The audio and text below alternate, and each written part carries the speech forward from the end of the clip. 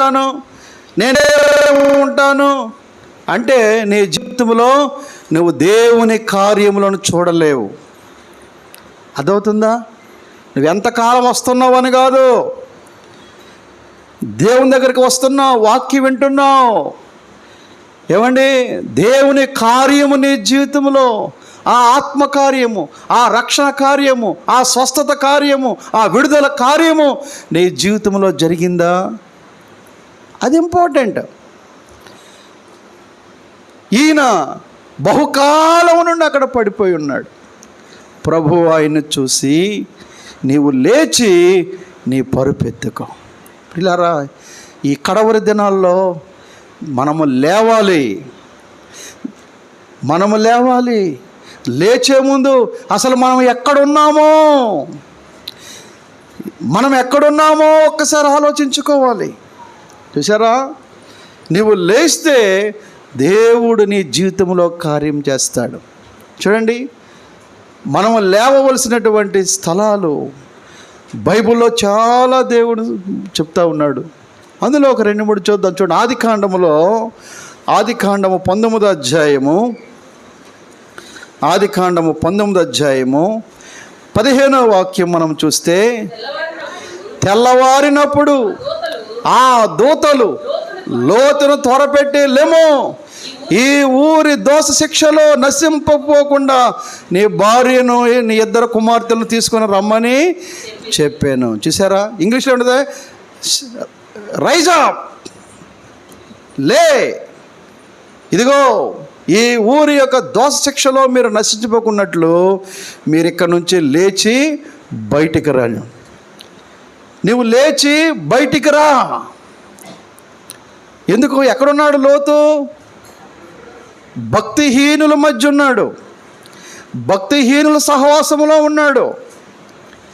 దేవుని భయము లేని, దేవుని సన్నిధి లేని, భయంకరమైనటువంటి దుష్టత్వంలో జీవిస్తున్న ప్రజల మధ్య ఉన్నాడు. కాబట్టి దేవుడు తన దూతలు పంపి ఆ దూతల ద్వారా చెప్తున్నాడు. ఏమన్నాడు? లోతు, నీవు లేచి త్వరపడి ఇక్కడి నుంచి బయటికి రా. ఈ భక్తిహీనుల సహవాసములో, ఈ లోకస్తుల సహవాసములో, ఈ అవిశ్వాసులతో ఇక్కడే నీ ఉంటే నీవు, నీ భార్య, నీ కుమార్తెలు కూడా నశించిపోతారయ్యా. ప్రియులారా, ఈ దినాల్లో అనేక మంది చూడండి, ఎంతో వాక్యం వింటారు, ఎంతో కాలం ప్రార్థనకు వస్తారు, దేవుడు అంటారు, కానీ వాళ్ళ యొక్క ఆ భక్తిహీనుల సహవాసం, అవిశ్వాసుల సహవాసం, ఆ లోక స్నేహాన్ని విడిచిపెట్టరు. మేము ఇక్కడే ఉంటామండి, మాకు ఈ స్నేహాలు బాగున్నాయి, మాకు ఈ పరిస్థితులు బాగున్నాయి. ఉదయకాలం ప్రభువు నీతో మాట్లాడుతున్నాడు. నీవు లేచి బయటికి రావాలి. ఎక్కడి నుండి? భక్తిహీనుల సహవాసములో నుండి. ఎంతకాలం అక్కడ కూర్చుంటావు? చాలామంది చూడండి బయటికి రారు. సామెతల గ్రంథంలో 13వ అధ్యాయం 20వ వచనంలో సామెతల గ్రంథకర్త ఏమంటున్నాడు? సామెతల గ్రంథం 13వ అధ్యాయం 20వ వచనంలో, జ్ఞానుల సహవాసము చేయువాడు జ్ఞానము గలవాడగును, మూర్ఖుల సహవాసము చేయువాడు చెడిపోవును. చూసారా, ఈ దినాల్లో చాలామంది చెడిపోవడానికి వాక్యం లేక కాదు, ప్రార్థన లేక కాదండి. వాళ్ళకి చాలా వాక్యం ఉంటుంది, అయినా చెడిపోతున్నారు. వాక్యము ఎంతున్నా వాళ్ళు చెడిపోతున్నారు. కారణం ఏంటి తెలుసారా? సహవాస దోషం. జ్ఞానుల సహవాసం చేసేవాడు, నీతిమంతులతో, పరిశుద్ధులతో, ప్రార్థనా పరులతో సహవాసం చేసేవాడు జ్ఞానములో ఎదుగుతాడు, దేవుడిలో ఎదుగుతాడు, సురక్షితంగా ఉంటాడు. మూర్ఖుల సహవాసం చేసేవాడు చెడిపోవును. లోతు ఎక్కడికి వెళ్ళిపోయాడు? ఆత్మీయత కలిగిన ప్రార్థనాపరుడైనటువంటి అబ్రహామును విడిచిపెట్టి ఆ సొదొమ గొమొర్రాలోకి వెళ్ళిపోయాడు. నెమ్మదిగా వాళ్ళతో కలిసిపోయి, వాళ్ళు ఎలాంటి వాళ్ళు? బహు భయంకరమైన దుష్టులు వాళ్ళు. ఏ విధమైన దేవుని భయం లేకుండా ఉన్నటువంటి అలాంటి వారి మధ్య నివాసం చేస్తున్నాడండి. అందుకనే దేవుడు అన్నాడు, లోతు నీవు లేచి బయటికి రా. నీవింకా నేను వారి మధ్య ఉంటానంటే, వారితోనే ఉంటానంటే, ఇదిగో ఆ ఉగ్రతలో నీవు నీ కుటుంబం కూడా నశించిపోద్ది. ఉదయకాలం ఎంతమంది భక్తిహీనులతో సహవాసం చేసేవారు, అన్యులతో సహవాసం చేసేవారు, లోక స్నేహాలతో మునిగిపోయిన వారు. నీవు లేచి బయటికి రాకపోయినట్లయితే వారి మీదకు వచ్చేటువంటి ఆ ఉగ్రత నీ మీదకు కూడా దిగిపోతుంది. చూసారా, మీకు మాటి మాటికి చెప్తున్నాను, భక్తి విషయంలో, దేవుని విషయంలో మనం మొగమాట పడకూడదు. దేవుడు అంటున్నాడు, అవిశ్వాసులతో విశ్వాసకి ఏం పొత్తు, క్రీస్తుకు బయలుకు ఏమి సంబంధం? ఏమండి, పూట కూటి కొరకు దేవుని సన్నిధిని పోగొట్టుకునే దౌర్భాగ్యులు ఎంతమంది ఈ దినాల్లో? ఏమండి, లోక స్నేహాలు మరిగి లోకంతో బాగా పెనవేసుకొని ఎంతమంది దినాల్లో, అయ్యో ఎంత భయంకరముగా దేవుని సన్నిధిని పోగొట్టుకుంటున్నారు. నీ స్నేహాలు ఎలాగున్నాయి? నీ సహవాసం ఎలాగుంది? చూసారా, ప్రభు అంటున్నాడు, నీవు లేచి బయటకు వచ్చేయి. ఆ స్థలము ప్రమాదం, ఆ సహవాసం ప్రమాదం. ప్రియమైన దేవుని బిడ్డలారా, ఒక గొప్ప దైవజనుడు డాక్టర్ జయసింగ్ గారని గొప్ప సర్జన్, ఆయన దేవుడిని అరక్క ముందు మరొక డాక్టర్తో కలిసి ఒక పెద్ద క్లినిక్ పెట్టాడు, చాలా పెద్ద క్లినిక్. ఆ క్లినిక్లో మంచిగా ఆయన జనరల్ మెడిసిన్, ఈయనేమో సర్జన్, బాగా డబ్బు సంపాదిస్తున్నారు. అలాంటి సమయంలో ఆయన దేవుని వాక్యం విని మారు మనసు పొందాడు. ప్రభు ఆయనతో మాట్లాడుతున్నాడు.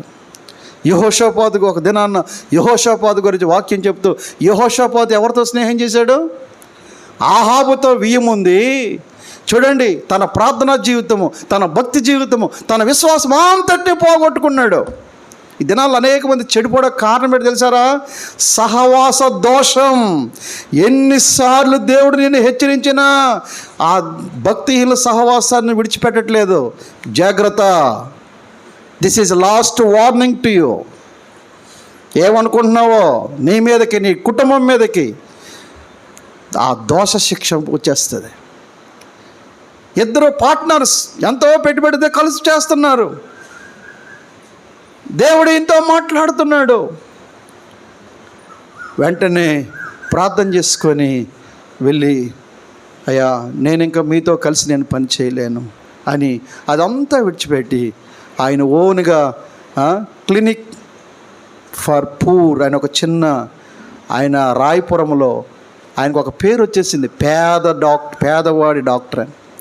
ఆ స్టెథోస్కోప్ పట్టుకొని ఆయన బయటకు వచ్చేసాడు. ఆయన ఏం చెప్పాడు తెలుసారా? అక్కడ నాకు డబ్బు రావచ్చు, మంచి పేరు ఉండొచ్చు, కానీ నాకు అక్కడ నెమ్మది లేకుండా పోయింది. ఇప్పుడు నాకు ఎంత నెమ్మదిగా ఉంది. పిల్లారా, మనుషులకు అర్థం కావడంలో లోక స్నేహము, దుష్ట సాంగత్యము, భక్తిహీనుల సహవాసము ఎంత ప్రమాదకరమైందో చాలామందికి అర్థం. అక్కడే ఉంటారు. నువ్వు అక్కడ ఉంటే నీకేమొస్తుందండి భక్తి? ఎంత వాక్యం వింటే నీకేం ఎక్కుతుందా? కొంతమంది చూడండి, వాక్యం విని దేవుని సన్నిధికి వచ్చి దేవునిలో ఎదగడానికి బదులు చెడిపోతున్నారు. అరే వీడికి ఏం అర్థం అవ్వట్లేదా వాక్యం అని నాకు ఆశ్చర్యం వేస్తుంది. ఎంత వాక్యం వింటున్నారు, ఎంత కాలం ప్రార్థనకు వస్తున్నారు, ఇంకా వీడిలో సరైనటువంటి మారు మనసు లేదే. ఎందుకు? సహవాస దోషం. ఎక్కడ కూర్చున్నావు? ఎవరితో కూర్చున్నావు?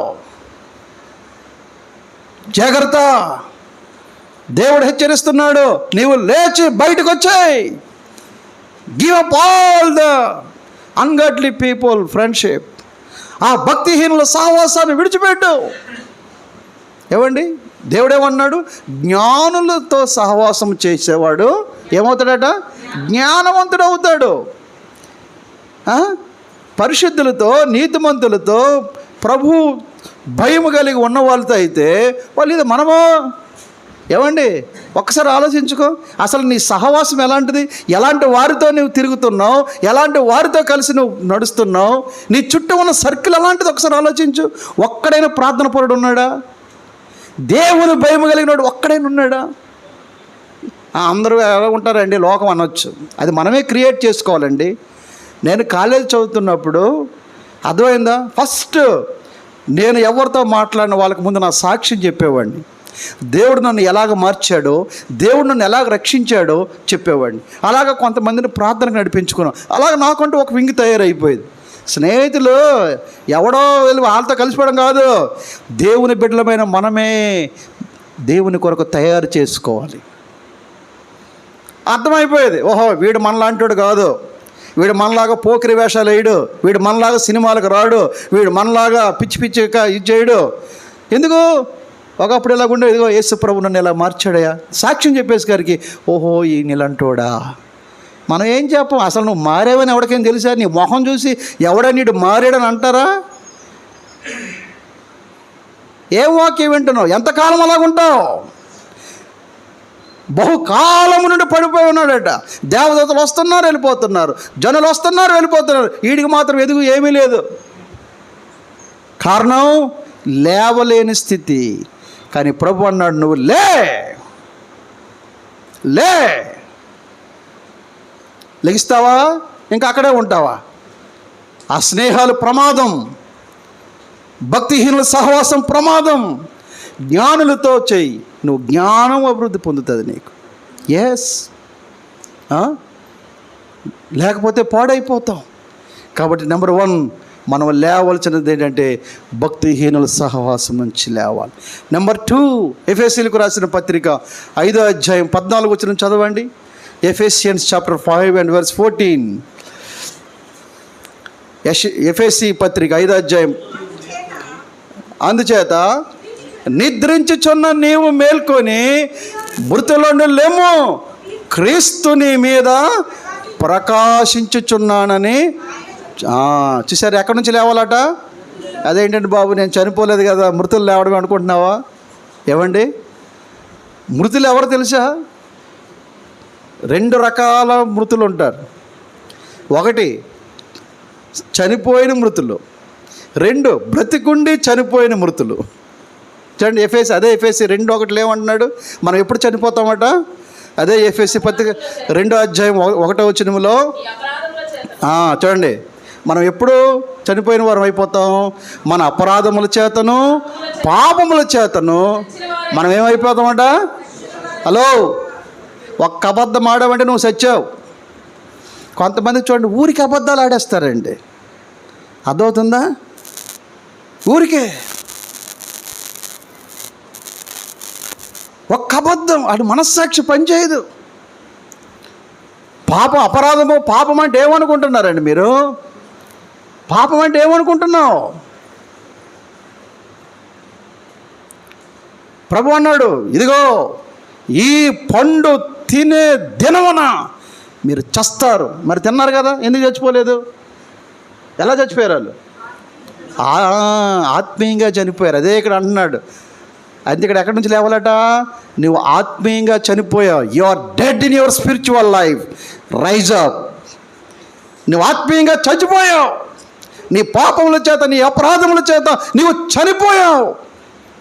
లే, ఇదిగో క్రీస్తు నీ మీద ప్రకాశించుచున్నాడు. ప్రభువా, నా అపరాధముల చేత, నా పాపముల చేత అయ్యా నేను చచ్చిపోయానయ్యా. అందుకనే ఆ సాధ్య సంఘంతో ప్రభు ఏమన్నాడు? ప్రకటన 3లో, జీవించుచున్నావన్నా పేరు నీకుంద కానీ. ఎంతమంది ఇక్కడ ఈ సెంటర్లో, ఈ వర్షిప్లో ఎన్ని డెడ్ బాడీస్ ఉన్నాయి? ఆత్మీయంగా చచ్చిపోయిన శవాలు. పేరుకే జీవించుచున్నాము. మాకేంటండి వాళ్ళు ఎలా ఉంటారు తెలుసారా? నేను ధనవంతుడును, నేను ధనావృద్ధి చేసుకుంటున్నాను, నేను అది ఇది అనుకుంటారట. కానీ అలాంటి నుంచి బైబిల్ ఏముంటుంది? ప్రకటన గ్రంథంలో, నీవు దిక్కుమాలిన వాడు, నువ్వు దౌర్భాగ్యుడు అనే సంగతి మరిచిపోయి నేను ధనవంతుడిని, నేను ఏదో అనుకుంటున్నావా? రెండోది మనం లేవలసింది ఎక్కడి నుంచి తెలిసారా? ఎక్కడి నుంచి? మృతుల్లో, అనగా మన చచ్చిపోయిన స్థితి. ఎంతమంది దినాల్లో ఏమండి బుద్ధిపూర్వకముగా ఉదయకాలం ఒక పని చేసుకో. మనలో ఎంతమందికి మనస్సాక్షి పనిచేస్తుందండి? నీకు మనస్సాక్షి పనిచేస్తే ఎవడో నేను చెప్పవసరంలో, నీ మనస్సాక్షి నిన్ను గద్దిస్తుంది. కానీ ఈ దినాల్లో ఎంతమంది చూసారా? వాత వేయబడిన మనస్సాక్షి, వాత వేయబడిన మనస్సాక్షి. వాళ్ళ మనస్సాక్షి పనిచేయడం మానేసింది అంతే. అందుకని చూడండి, వాళ్ళు అబద్ధాలు ఆడతారు కానీ వాళ్ళకేం అనిపించదు. వారు పాపం చేస్తారు, వాళ్ళకి ఏం అనిపించదు. ఎందుకంటే వాత వేయబడిన మనస్సాక్షి. ప్రభు అన్నాడు, ఇదిగో మృతుల్లో నుండి నీవు లే. ఎంతకాలం ఆ చచ్చిన స్థితిలో ఉంటావు? నీ పాపముల చేత, నీ అపరాధముల చేత నువ్వు చచ్చిపోయావయ్యా. లే, ఇదిగో క్రీస్తు నీ మీద ప్రకాశిస్తున్నాడు, మళ్ళా ఆయన జీవము నీలోనికి వస్తుంది అంటున్నాడు. చూసారా? రెండోది. మూడోది, ఆఖరిగా మనం దేని నుంచి లేవాలి తెలుసా? యెహోషువ గ్రంథం 7వ అధ్యాయం 10వ వచనం చదవండి. The book of Jashuva chapter 7 and verse 10.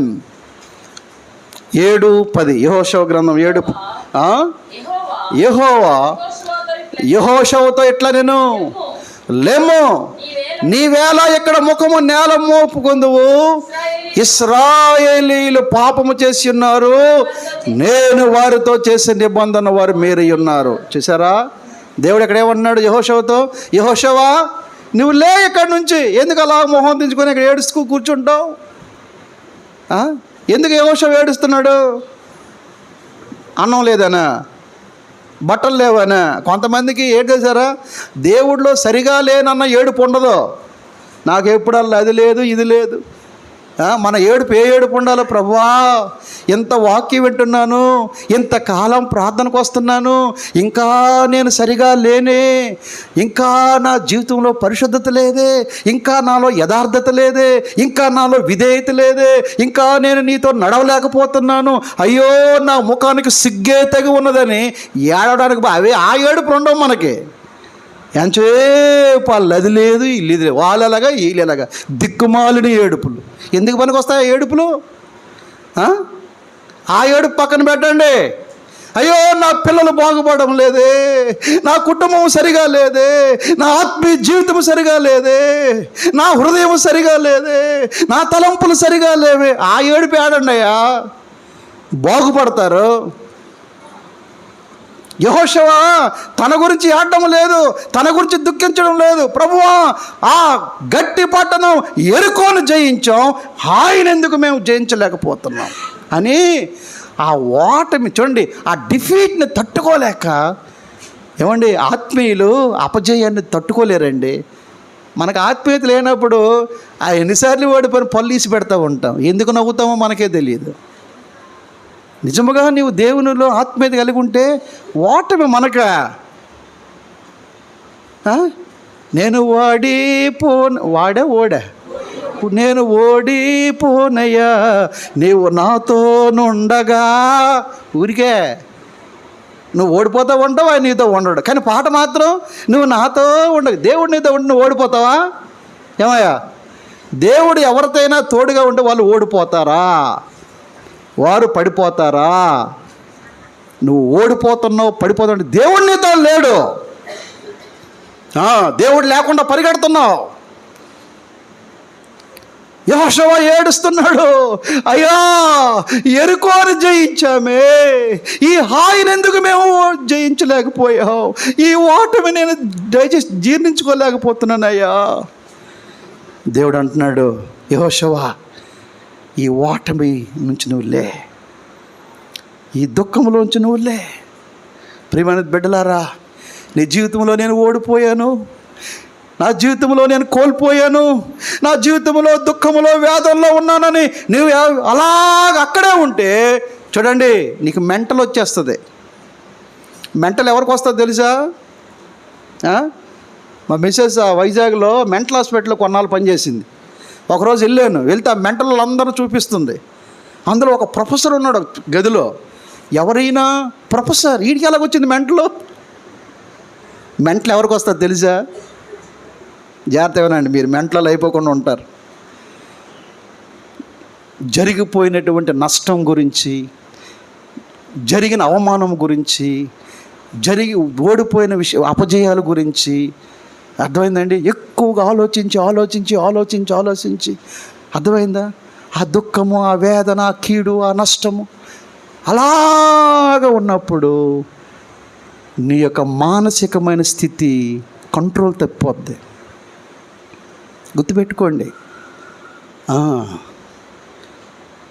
ఓటము నుండి చూడండి, ఓడిన చోటే మనల్ని జయమిచ్చే దేవుడు మన దేవుడు. నువ్వు ఎక్కడ ఓడిపోయావో, ఎక్కడ జారిపోయావో, ఎక్కడ పడిపోయావో, ఎలాంటి దుఃఖములో కన్నీటిలో ఉన్నావో, ప్రభు ఉదయకాలం అన్నాడు, నువ్వు లే అక్కడి నుంచి. యెహోషువ, నేను ఓడిపోయాము, మేము జయమైపోయామని అక్కడ అలాగా దుఃఖంలో ఉంటే అవదయ్యా. నువ్వు అక్కడి నుంచి లే, ముందు రా. ఏడిస్తే కాదు, నా దుఃఖానికి కారణం ఏంటి, నా అపజయానికి కారణం ఏంటి, నా కుటుంబం ఎందుకు ఎలాగైపోయింది, నా పరిస్థితి ఎందుకు ఎలాగైపోయింది ప్రభువా అని దేవుని దగ్గర మన స్థితిని మనము అడగాలి తప్ప, నేను ఇలాగైపోయాను, నాకు అలాగైపోయింది, ఏడిస్తే అయిపోద్దా? యెహోషువతో ఏమన్నాడు దేవుడు? నీ అపజయానికి, నీ దుఃఖానికి కారణం ఏంటిదిగో ఒక బుద్ధిహీనుడు, బొంకేడాడు, అబద్ధికుడు, దొంగ, పాలెంలో ఒకడు ఉన్నాడు, శాపగ్రస్తమైన దాన్ని దాచేశాడు. ఏమండి చూసారా? నాయకుడు సరిగా ఉంటే సరిపోదు, ఆర్మీ కూడా సరిగా ఉండాలా. ఈ దినాల్లో చూడండి, విశ్వాసులు సరిగా ఉంటే సేవకుడు సరిగా ఉండడు, సేవకుడు సరిగా ఉంటే విశ్వాసులు సరిగా ఉండరు. అందుకని ఆ సంఘం అంతే. అర్థమైందా? బ్యాలెన్స్గా ఆలీలు కరెక్ట్గా, అది దేవుడు అప్పుడు దేవుడు కార్యం చేస్తాడు. అర్థమైందా? నేను బాగానే ఉన్నాను ప్రభువా, నాకెందుకు ఎలాగంటే, నువ్వు బాగున్నావురా, నీ కింద ఉన్న వాళ్ళు ఎలాగున్నారు చూడు. యెహోషువ, నువ్వు మంచిగా ఉన్నావు, కానీ ఇదిగో నీ పాలెములో నువ్వు నమ్మావే ఆకాను, వాడు దొంగ, శాపగ్రస్తమైందని తెచ్చుకున్నాడు. ఓడిపోయావు. ఓటమిలో ఉన్నావా? ఓడిపోయినని కృంగిపోతున్నావా? అపజయమైన అని దిగులు పడుతున్నావా? దుఃఖములో కన్నీటిలో ఉన్నావా? ప్రభు అన్నాడు, నీవు లేచి బయటికి రా. యెహోషువ, నువ్వు అక్కడి నుంచి లే, నీ దుఃఖమును సంతోషంగా మారుస్తాను, నీ అపజయాన్ని జయముగా. చూసండి, ఓడిన చోటే మనల్ని నిలబెట్టే దేవుడు. నువ్వు అనుకోవచ్చు, సైతాన్ అనుకోవచ్చు, వీడి పని అయిపోయింది, వీళ్ళ పని అయిపోయింది, ఇంకెలా అయిపోయింది అనుకోవచ్చు. అనుకున్నావా? దేవుడు దగ్గర నీ ఉంటే ఎక్కడ పడిపోయావో అక్కడే నిన్ను నిలబెడతాడు దేవుడు. యెహోషువ లేచాడు, వెళ్ళాడు, సరిచేశాడు, మళ్ళా యుద్ధానికి వెళ్ళాడు, చిటికలో జయించేశాడు. ప్రియమైన దేవుని బిడ్డలారా, ఈ ఉదయకాలము మనము వేటి నుంచి లేవాలి? నెంబర్ 1, భక్తిహీనులు, అవిశ్వాసులు, లోకస్తుల యొక్క, మూర్ఖుల యొక్క సహవాసము నుండి, స్నేహము నుండి మనం బయటికి రావాలి.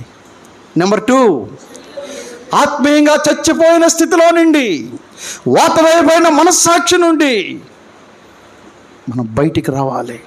ఎంతకాలం అలా గడిపేస్తావు? ఎంతకాలం అలా గడిపేస్తావు? నెంబర్ 3, ఓటములో, దుఃఖములో, కన్నీటిలో, వేదనలో, నా స్థితి ఇంతే, నా పని అయిపోయింది, నా కుటుంబం ఇంతే అని దిగులుగా ఉన్నావా? ప్రభు అంటున్నాడు, నీ దుఃఖమును నేను సంతోషంగా మార్చేస్తాను, నీ ఓటమును నేను జయముగా మారుస్తాను. నువ్వు అక్కడి నుంచి లేచి బయటికి రా. లెగిస్తావా? ప్రభు కార్యం చూడండి. నువ్వు లెగిస్తే ఏమన్నాడు? యెషయా గ్రంథం 61లో ఏమన్నాడు దేవుడు ఆఖరిగా? The book of Aiza chapter 60 verse, లెమ్ము తేజరిల్లుము, నీకు వెలుగు వచ్చియున్నది, యెహోవా మహిమా నీపై, యెహోవా మహిమా నీపై ప్రకాశించుచున్నది. ప్రకాశముగాను దయించే, ప్రకాశముగాను దయించే, లెమ్ము తేజరిల్లుము నీకు వెలుగు వచ్చి ఉన్నది. నువ్వు లెగిస్తే ప్రభు ఇదిగో ఆయన వెలుగు, ఆయన మహిమ, ఆయన శక్తి, ఆయన ప్రభావం నీ మీదకి దిగబోతుంది. కావాలా? ఆ తప్పిపోయిన కుమారుడు ఆడికి బుద్ధి వచ్చినప్పుడు ఏమన్నాడు? నేను లేచి నా తండ్రి వద్దకు వెళ్తాను. నేను ఎక్కడ కూర్చుంటే నేను చచ్చిపోతాను. నేను ఎక్కడ ఉంటే నా జీవితం నాశనం అయిపోద్ది. ఇప్పటికే నా తండ్రికి దూరం అయిపోయి ఆరోగ్యాన్ని పోగొట్టుకున్నాను, ఆస్తిని పోగొట్టుకున్నాను, నా జీవితం అంతా పాడైపోయింది. నేను ఇంకెక్కడ కూర్చోను. ఈ జోదగాలతో, ఈ తాగుబోతులతో, ఈ వ్యభిచారులతో, ఈ లోకస్తులతో నేను కూర్చోను అని ఏమన్నాడు? ఏమంటుంది బైబిల్లో? అయితే వాడికి బుద్ధి వచ్చినప్పుడు ఏమనుకున్నాడట? నేను లేచి ఎక్కడికి వెళ్తాను? ఎక్కడికి వెళ్తాను? హాస్పిటల్కి కాదు, నా తండ్రి వద్దకు వెళ్తాను. లెగిస్తావా? ఎక్కడ కూర్చున్నావు? ఏ భక్తిహీనమైన స్థలములో, ఏ శాపములో, ఏ పరిస్థితిలో కూర్చున్నావు? లే, యెహోవా మహిమ నీ మీద ప్రకాశిస్తుంది. దేవుడు నిన్ను గనుడుగా, గనురాలుగా చేస్తాడు. మరలా నీ జీవితాన్ని కడతాడు. మరలా నీకు జయమిస్తాడు. మరలా నీకు సంతోషమిస్తాడు. ప్రార్థన చేసుకుందాం. అందరూ మోకరించండి. ప్రభువా, నేను లెగిస్తాను నాయనా. ఇదిగో ఆత్మీయంగా నేను చచ్చిపోయాను ప్రభువా. నాయనా, జీవించుచున్నానన్న పేరు నాకుంది కానీ ప్రభువా, నేను ఆత్మీయంగా చనిపోయాను ప్రభువా. తండ్రి, అందరూ ప్రార్థన చేసుకోవాలి. ప్రార్థన చేసుకోవాలా? చలనం లేదు చాలామందికి. ఇంత గంభీరమైన వాక్యం విని కూడా నువ్వు పశ్చాత్తాపడలేకపోతున్నావు. ఎంతకాలం ఆ చచ్చిన స్థితిలో ఉంటావు? ఎంతకాలం ఆ వాత వేయబడిన స్థితిలో ఉంటావు? లెమ్ము, తేజరిల్లెమ్ము. ఇదిగో యెహోవా మహిమ నీ మీద ప్రకాశిస్తున్నది. ప్రార్థన చేసుకో, ప్రార్థన చేసుకో. దేవా నాయనా, ఆత్మీయంగా నేను చచ్చిపోయాను ప్రభువా. నాయనా, ఇదిగో నేను లెగిస్తాను నాయనా. ప్రభువా, నేను లెగిస్తాను ప్రభువా. నేను ఈ స్థితిలో నేను చనిపోతే నాకు నరకమే, నాకు నరకమే తండ్రి. ఎక్కడున్నావు? ఎలాంటి వారితో తిరుగుతున్నావు? ఎలాంటి స్థలాల్లో ఉంటున్నావు? ప్రార్థన చేసుకో. నోరుతారు, నోరుతారు. బల్ల దగ్గరికి వెళ్తున్నావు. లోతుగా పశ్చాత్తాపడండి. భక్తిహీనుల సహవాసం నుంచి నువ్వు బయటికి రావాలి. ఆత్మీయంగా చచ్చి పరిస్థితి నుంచి నువ్వు బయటికి రావాలి. ఎక్కడ ఓడిపోయావో, ఎక్కడ కుంగిపోతున్నావో, ఎక్కడ నలిగిపోయావో, ఇదిగో ప్రభువు నిన్ను ప్రేమతో పిలుస్తున్నాడు. ఓ పరమ తండ్రి, సహాయం చేయనా.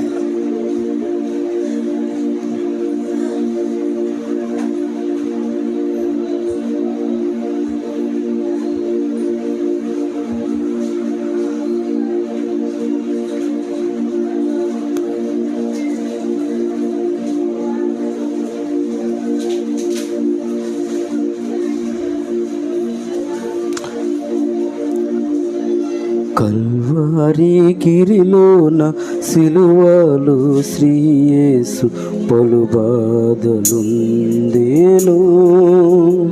ఘోర బాధలు పొందేను. కల్వారి గిరిలోన సిలువలు శ్రీయేసు పలు బాధలుందేను, ఘోర బాధలు పొందెను. నీకోసమే, అది నా కోసమే. నీకోసమే, అది నా కోసమే. కల్వారి గిరిలో సిల్వలో శ్రీయేసు పలు బాధలుందేను, ఘోర బాధలు పొందెను. ప్రతివానికి రూపమిచ్చి అతనికి రూపు లేదు. రొట్టె మీ దగ్గరకు వస్తుంది. సిద్ధపడిన వారు అతనికి రూపు లేదు. 10,000లో నా ప్రియుడు పరిహాసము నిందినాడు. 10,000లో నా ప్రియుడు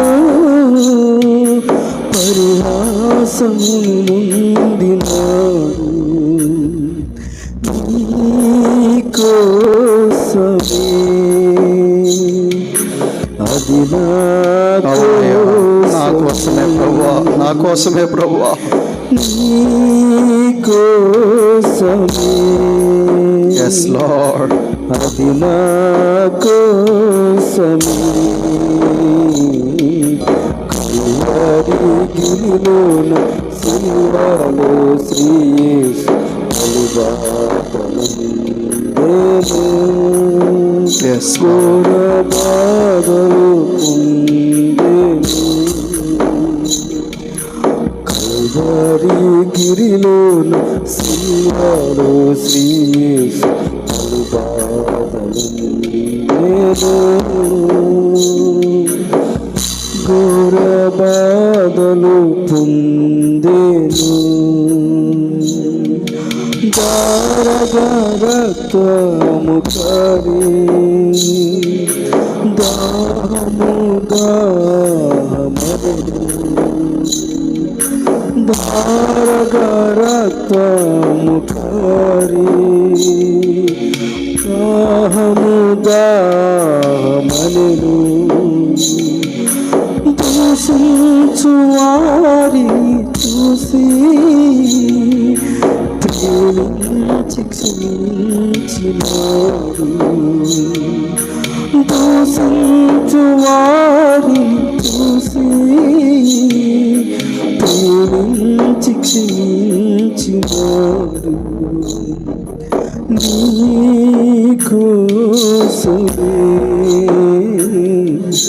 అది నా కోసమే. నీకోసమే అది నా కోసమే. కల్వరి గిరిలోన సిల్వలో శ్రీయేసు పలు బాధలుండెను, ఘోర బాధలు. ఎవరికైనా రొట్టె అందకపోతే మీ చేయి చూపించాలి. సిస్టర్స్ వైపు, బ్రదర్స్ వైపు. సిద్ధపడి రక్షణ పొందిన వారు, ఇంకెవరికైనా మీకు రొట్టె అందకపోతే దయచేసి మీ చేయి చూపించండి. స్తోత్రం తండ్రి. ఓకే,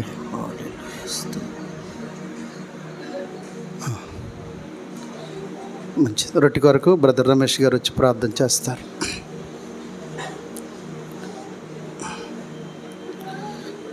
అందరు కళ్ళు మూసుకోండి.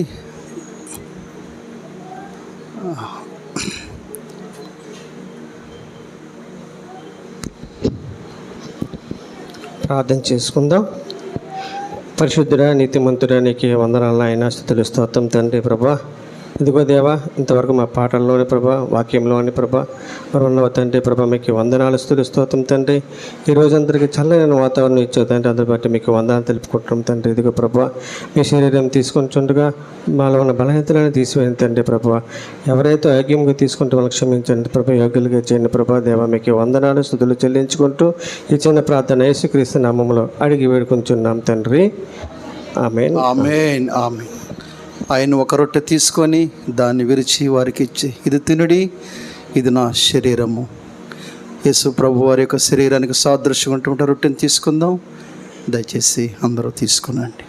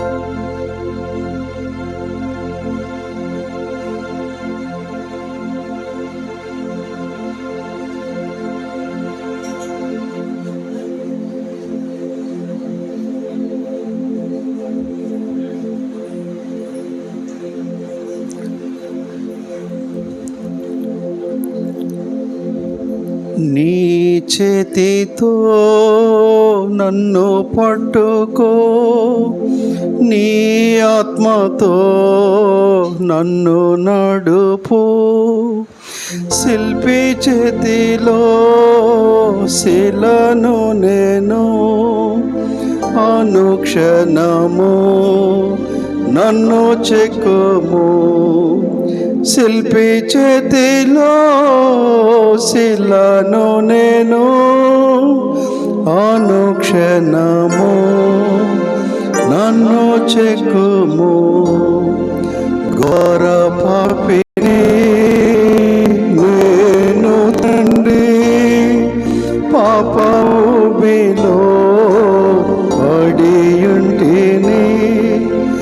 లేవనెత్తుము, శుద్ధి చేయుము, పొందనీము నీదు ప్రేమను. లేవనెత్తుము, శుద్ధి చేయుము, పొందనీము నీదు ప్రేమను. నీ భూమిలో రాజు నీవే, నా హృదిలో శాంతి నీవే. కుమ్మరించుము నీదు ఆత్మను, జీవితాంతము సేవ చేతును. కుమ్మరించుము నీదు ఆత్మను, జీవితాంతము సేవ చేతును. నీ చేతితో నన్ను పట్టుకో, నీ ఆత్మతో నన్ను నడుపు. శిల్పి చేతిలో శిలను నేను, అనుక్షణము నన్ను చెక్కుము. శిల్పి చేతిలో శిలను నేను, అనుక్షణము నన్ను చెక్కుము. అయ్యా మమ్మల్ని చెక్కయ్యా. ఓ తండ్రి తండ్రి, వందనాలు వందనాలు. Thank you Jesus. ఇంకెవరికైనా ద్రాక్షరసం అందకపోతే చూపించండి.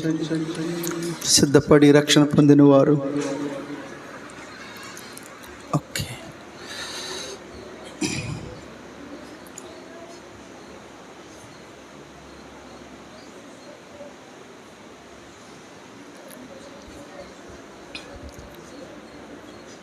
ద్రాక్షరసం కొరకు ప్రార్థన చేసుకుందాం.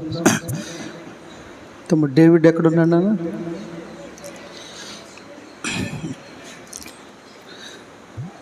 ప్రార్థన చేసుకుందాం.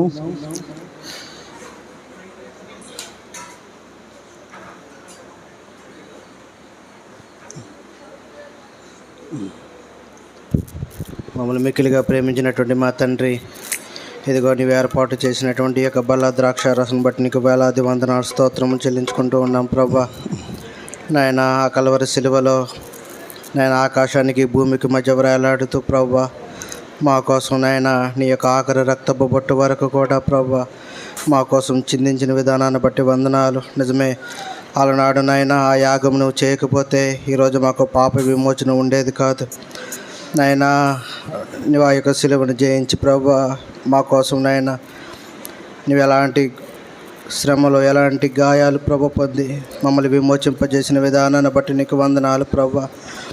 నాయన దానికి బదులు నీ యొక్క రక్తానికి బదులుగా ద్రాక్ష రసం తీసుకుంటూ ఉన్నప్పుడు ప్రభా మమ్మల్ని మేము పరిశుద్ధపరచుకునేలాగా సహాయం చేయండి. మా హృదయాన్ని మేము పరిశుద్ధపరచుకునేలాగా సహాయం చేయండి. నాయనా, నీకును మాకు మధ్య ఏ విధమైనటువంటి అరమరికలు లేకుండా మాలో ఉన్నటువంటి ఆ వేస్ట్ అంతటిని, మాలో ఉన్నటువంటి పాపం అంతటిని తీసివేసి నీ రక్తాలతో ప్రభా మా యొక్క హృదయాన్ని, మా పాపములను కడగమని, నీ కృపాని కనికరము దయచేయమని నాయన ఈ యొక్క ద్రాక్ష రసాన్ని ప్రభా నాయన పవిత్రమైనదిగా, పరిశుద్ధమైనదిగా మేము భావించి నీవు ఆ యొక్క కలవరి శిలువలో కాల్చినటువంటి రక్తాన్ని గ్రహింపు చేసుకుంటూ ప్రభా మేము ప్రభా నాయన ఈ యొక్క ద్రాక్ష రసాన్ని తీసుకునేలాగా సహాయం చేసి కృప కనికరము దయచేయమని యేసునామమున ప్రార్థిస్తున్నాము తండ్రి, ఆమేన్. ఆయన ఒక గిన్నె తీసుకొని దీనిలో మీరందరూ త్రాగుడి, ఇది నా రక్తము అనగా అనేకుల కొరకు చిందించబడుచున్న నిబంధన రక్తం. ప్రభు రక్తానికి సాదృశ్యంగా ద్రాక్ష రసాన్ని తీసుకుందాం. దయచేసి అందరూ తీసుకునండి.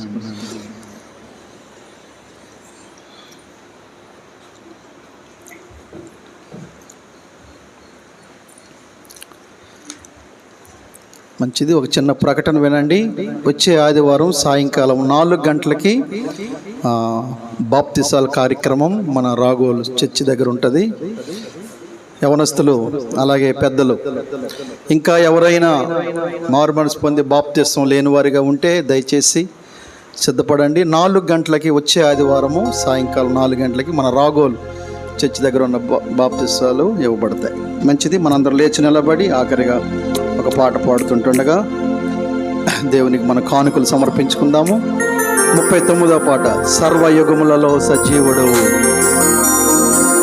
ప్రశాంత్ ఆడావా పాట?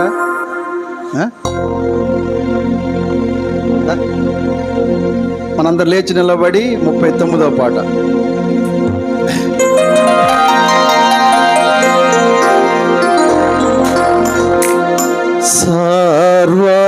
సర్వయుగములలో సజీవుడవు,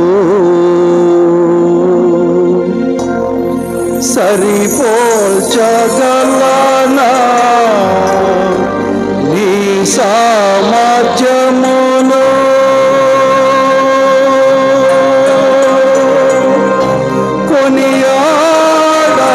కొనియాడదగినది నీ దివ్య తేజం. నా ధ్యానం, నా ప్రాణం నీవే యేసయ్యా. నా ధ్యానం, నా ప్రాణం నీవే యేసయ్యా.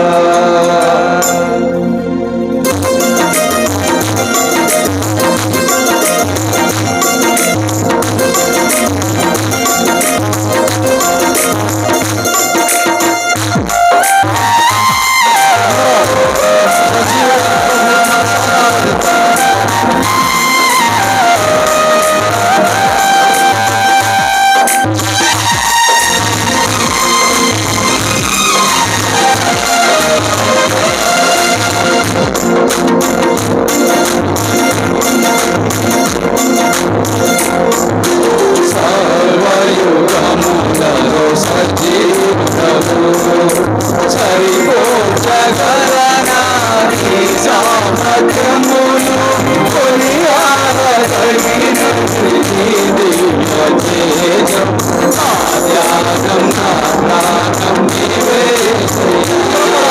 నా ధ్యానం, నా ప్రాణం నీవే యేసయ్యా.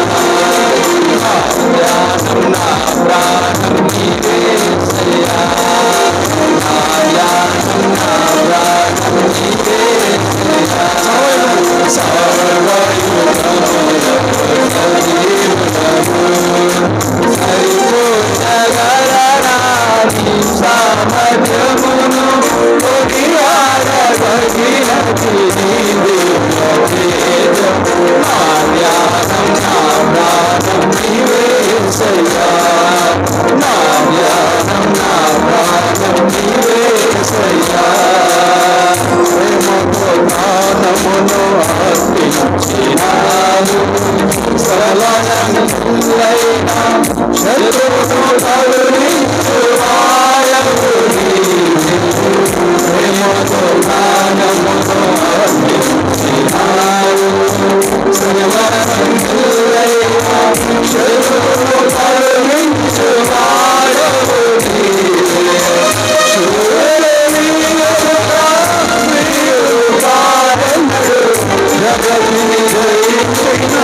జయశీలుడా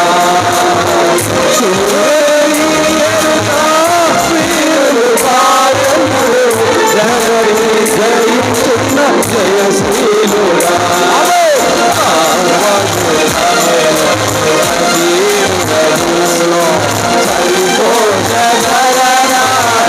సామర్థ్యములు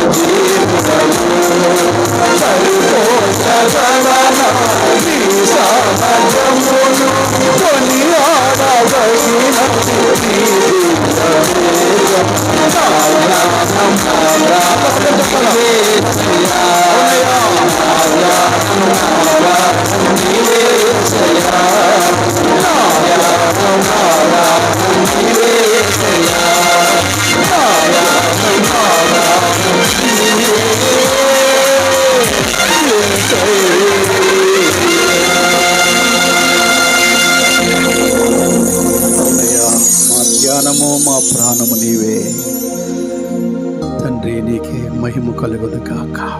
ఆమేన్. దయచేసి కూర్చుందాం, ప్రార్థన చేసుకుని మనందరికీ కింద ప్రేమ విందు సిద్ధముగా ఉంది. దేవుడు మనల్ని చల్లని వాతావరణం ఉంది కాబట్టి చక్కగా త్వరగా భోజనాలు చేసి ప్రార్థన చేయించుకొని వెళ్ళండి. హడావిడి ఏమి పడకండి, ప్రభు సన్నిధి మనతో ఉంటుంది. గమనించండి, ఇంకా బాప్తిస్తా వాయిదా వేసేవాళ్ళు వచ్చే ఆదివారం సాయంకాలం 4 గంటల నుండి అక్కడ మన రాగోల్ చర్చి దగ్గర బాప్తిస్తా కార్యక్రమం ఉంటుంది. ప్రార్థన చేసుకుందాం. మన పరమ తండ్రి అయిన దేవుని ప్రేమ, కుమారుని దయ, పరిశుద్ధాత్మక అన్యోన్య సహవాసం కూడి వచ్చిన మనందరికీ తోడుగా ఉండి మన చచ్చిన స్థితిలో నుండి, మన చెడు సహవాసాల నుండి మన దుఃఖము నుండి, మన అపజయము నుండి మనము లేచి ప్రభువు దగ్గర గొప్ప జయం పొందుకోవడానికి పరిశుద్ధాత్మ దేవుడు మనందరికీ సహాయం చేయునుగాక. ఆమేన్.